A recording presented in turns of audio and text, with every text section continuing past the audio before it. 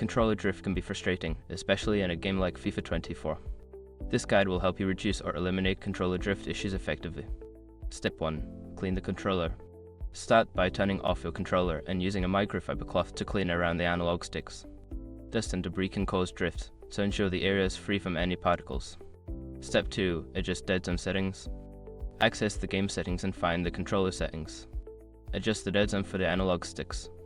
Increasing the dead zone can help reduce sensitivity and minimize drift. Step 3. Update controller firmware. Check if your controller has any available firmware updates. Connect it to your console or PC and follow the manufacturer's instructions to ensure you have the latest software, which can help with performance issues. Step 4. Recalibrate the controller. Recalibrate your controller through the console or PC settings. This process can help reset the analog stick's position and improve accuracy, potentially reducing drift. Step 5. Consider hardware solutions. If the drift persists, consider replacing the analog sticks or using a controller with better build quality. Some third-party controllers offer enhanced durability and precision, which can help avoid drift issues.